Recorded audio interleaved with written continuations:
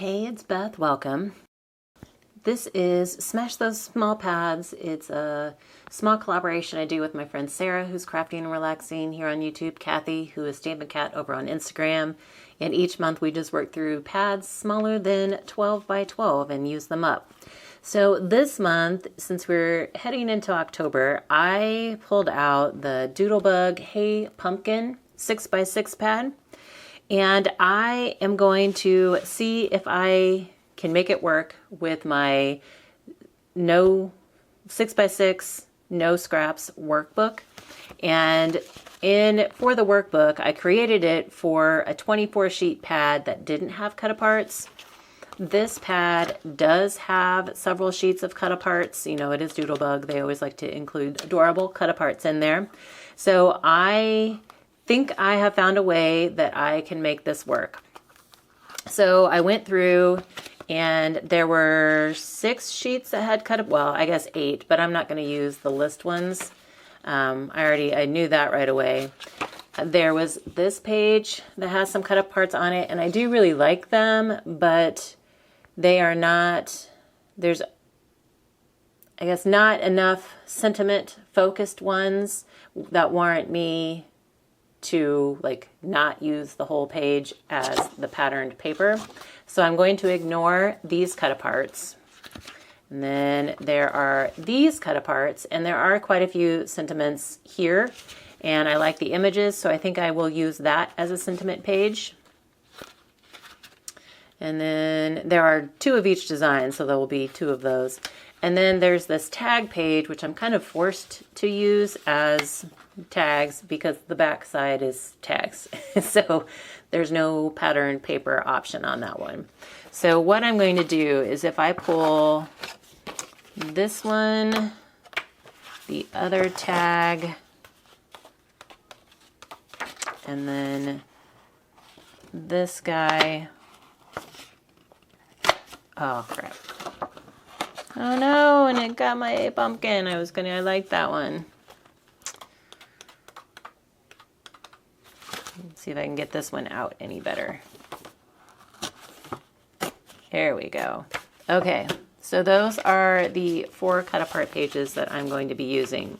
So that leaves me with 20 sheets of pattern paper to work with. So what I have figured out I can do is if you go through my guides, I kind of went through each paper guide to see how many sheets of paper it used, how many cards it made, and then kind of looked then at the sketches to figure out if that made a difference as to what sketch I might want to eliminate. So what I have figured out is my guide 1 uses 4 sheets of patterned paper. So that's exactly how many cut apart sheets I have. And it makes 5 cards. So it makes a good amount of cards, but I can just ignore guide 1 and sketches 1A and B. So if I just ignore those, then I can take 20 sheets of patterned paper and make 35 cards. So that still works. So this is just a way that you can take the workbook and adapt it to your pads that might have cut aparts in it. You would just figure out how many actual pattern paper sheets you have and then see which sketches and guides, that you can just eliminate and then make the rest of it. So the guide also does call for 5 sheets of pattern paper or 5 sheets of 8.5 by 11 cardstock, sorry. And so there's only one piece of that actually applies to the sketch A cards or sketch 1 cards. And so I will need most of these 5 sheets for all of the other 35 cards. So I'm still going to cut these down according to the 8.5 by 11 guides. And then I'm going to take my 6x6 sheets and cut those down using guides 2 through 8. How many do I have? 2 through 8, yes. Ignoring guide 1, 6x6 guide 1, and sketches labeled 1, ignoring those. And then I should still get a good amount of cards and, you know, make use of the cut aparts that are in here. I totally could have used this pattern, but these are cute. I really do like those. And then, you know, I have no other option for the tags. I could just pull them out and not use them, but then I'm still short 2 sheets, so I might as well get the sentiment use out of those. So that's my plan. So what I will do off camera is go through and figure out which sheets I want to use with which sketches and which cardstock pieces would go best with those, and then get everything cut down. I have my envelopes that are labeled for each card sketch so that once I get everything cut down, I can put them in the appropriate envelopes. And then I will be back for the fun part with you as far as assembly, and then I can explain anything else that I might need to explain in order to help you understand why I did what I did, or, you know, how it worked. So, but in the meantime, I also want to say that please be sure to check the links in the description box below for Sarah and Kathy so you can see what fun projects they made with small pads this month.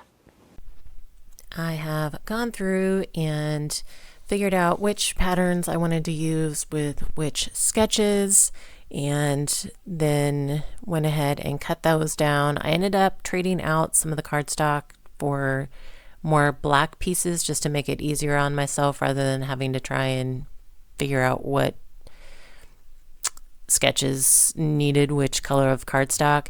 So there was one cardstock cutting guide that worked with I think it's sketch 7, and so that one's orange, and then I just made the rest of them black because they kind of crossed several of the card sketches. So I've gone through and done all of that process, and then I also went through and figured out what embellishments I might want to use on each sketch, so I had everything kind of together and ready to go in my little envelopes and just need to assemble.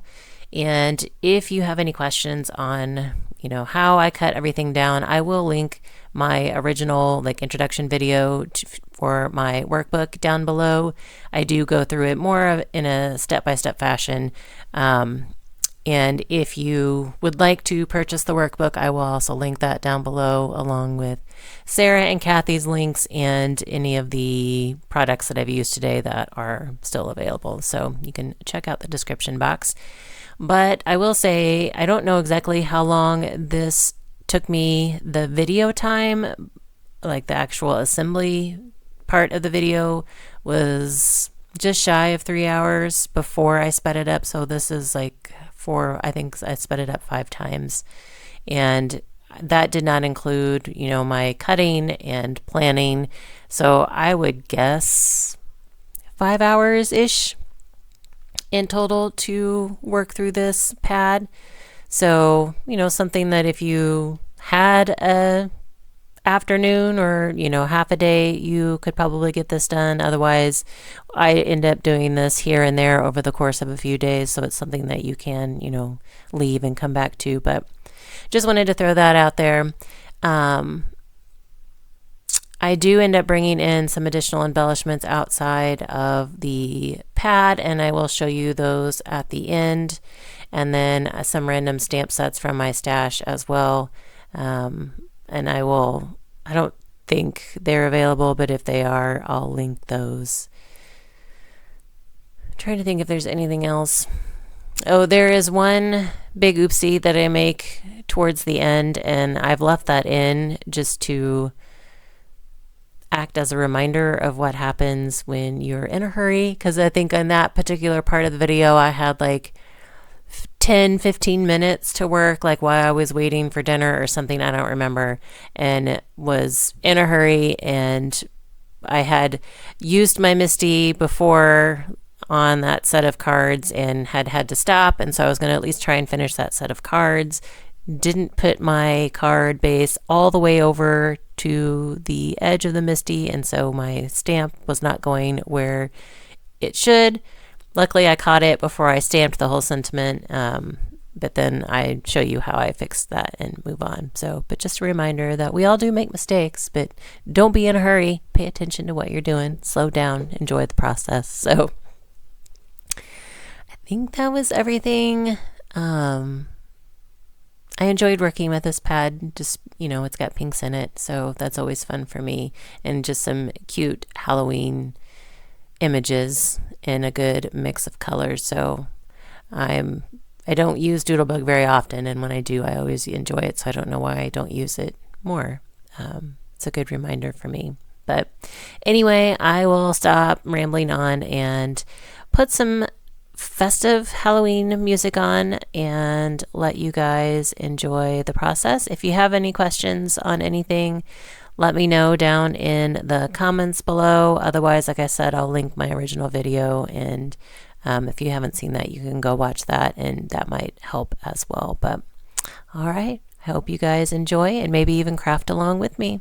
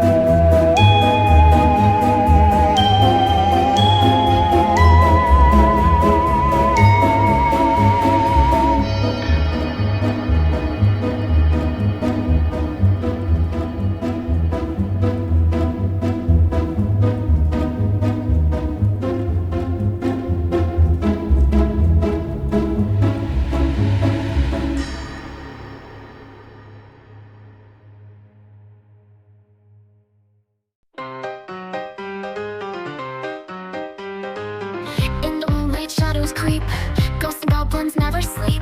Jack-o'-lanterns grinning wide, through the night we take a ride. Witches brewing potion stews, skeletons in dancing shoes. Bats fly high above the street, echoes of our laughter meet. Halloween, Halloween, everywhere the thrills are seen. Monsters play behind the scenes, it's the season for spooky dreams.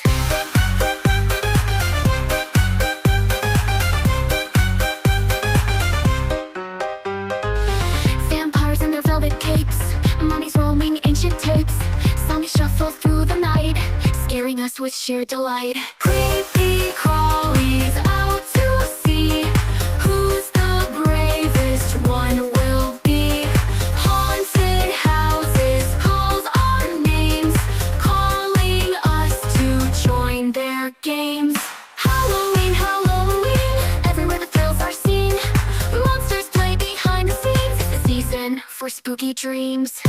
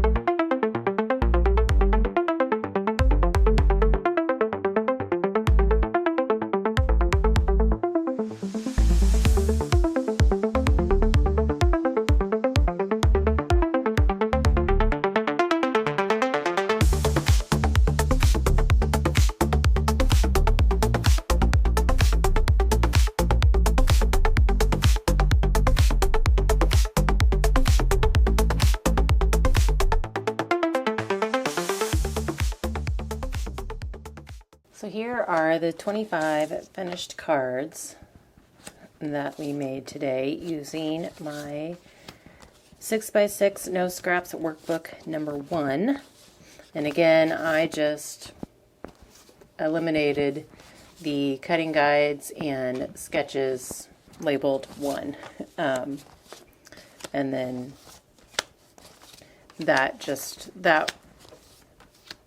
helped me to, that got me to the number that I need, a number of sheets that I had left in my pad after removing all the cut apart. So it was a little bit of a challenge just in that, you know, when you're working with 6x6, sometimes the cut aparts are really small. But I thought, you know, with Doodlebug, they're so cute.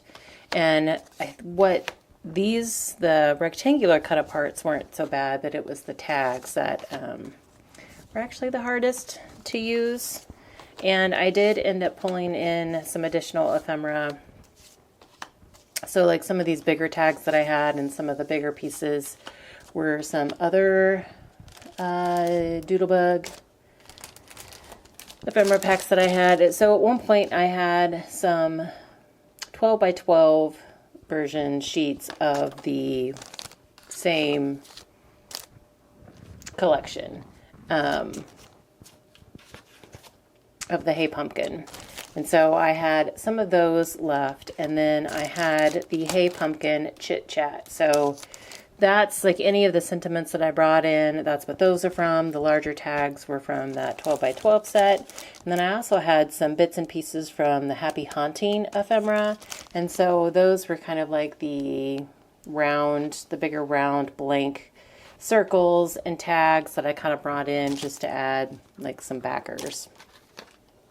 So that was some additional items that I did bring in just because some of the tags were so tiny and hard to use. And then this is what I had left. I did use some of the tags on the insides. This is what I have left. I'll just chuck these in with the rest of the ephemera. And then because I did not do sketches number 1, I had one of my card mats that I cut from the cardstock left over, which is fine. This will totally go in my stash and will get used. And then I had 2 circles left that I punched that I ended up not using because of the ephemera, like the shapes. Like it just wasn't going to seem to work. So that was the Doodlebug pad. Now, I had a hard time trying to decide if I wanted to use this Doodlebug pad for this collaboration or if I wanted to finish off some of the partial, well, I guess all of the partial Halloween 6x6 pads that I had in my stash. And since I had a hard time choosing, I decided I would do the Doodlebug pad for the video and, you know, tie it to my workbook. And then I would work on the partial pads throughout the month. So I finished off 3 partial pads like throughout this month, kind of worked on them here and there. I had like 13 full sheets plus some scraps of Halloween magic from Echo Park. And so in some cases you can tell I use sketch. This is Operation Right Home sketch number 154. That's kind of a go-to for me. And then the rest of these were just kind of, I just based the card design on the pieces that I had and then pulled in some sentiments from my stash and then little die cut or embellishment pieces.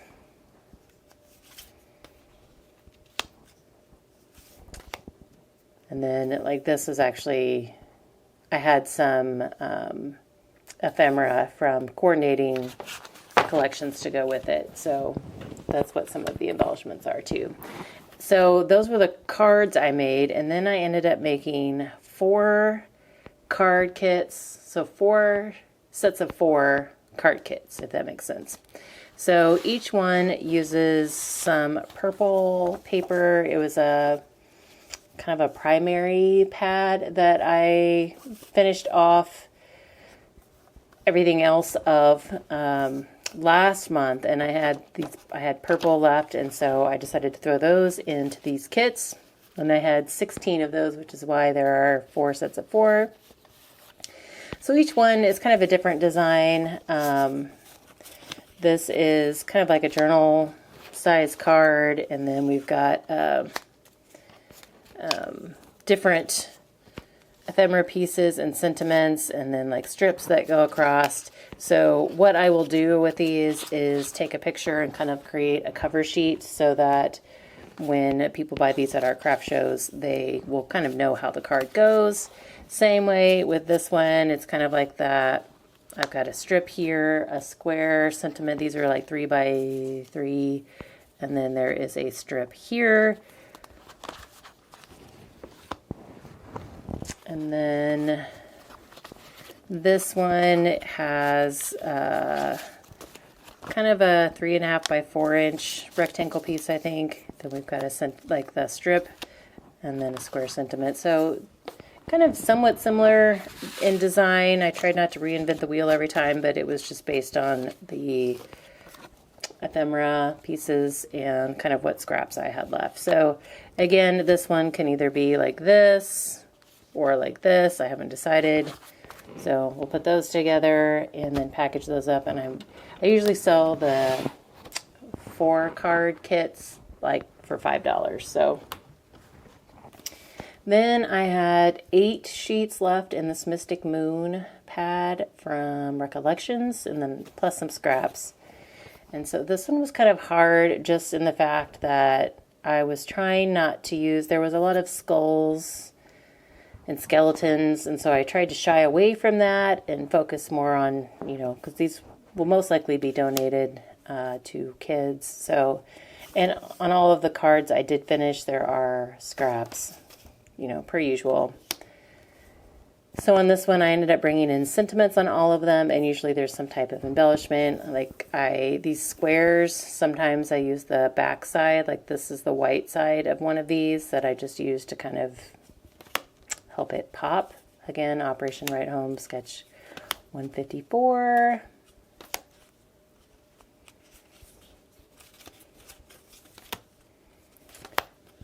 So got a good amount of cards from this one.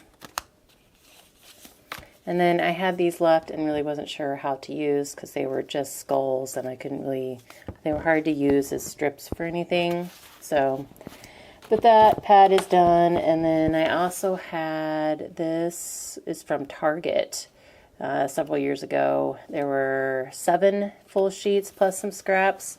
So I pulled in some die cuts. This is actually from a die cut swap I did in my Facebook group last year. And same with the ghost. And then I added, you know, like on this one, some webs and a spider, just because I was also trying to use up some of the die cuts in my stash. So kind of, these I think are all my, other than these 2 cards, these are all of my 6x6 sketch set 1, just because it was easy and I could combine like some kind of full panels with scraps that I had to make it work. So that's why these are all very similar design, just sometimes it depended on the ephemera or the embellishments that I was using on how that looks. So finished off both. So I couldn't decide, so I decided to do both. So I technically used up 4 Halloween pads this month, 3 partials, 1 full, and I still have at least 1 full Halloween pad left in my stash. So it's not like I'm not going to be able to do this again next year for Halloween. So this was a long video, but I hope you guys enjoyed and were able to see that you can use this workbook with something other than a 24 sheet pad with no cut aparts. Like if there are cut aparts, you can adapt it. So hopefully I can kind of continue to show you different ways that you can use this for 6x6. But just keep in mind the size of the cut aparts and that you don't always have to use the cut aparts. Because like I said in here, there were 2 sheets that I did not use of cut aparts. Anyway, long video, longer. Hope you guys enjoyed, found it useful. As always, I thank you so very much for your time and following along with me, and I hope that you all have a very crafty day.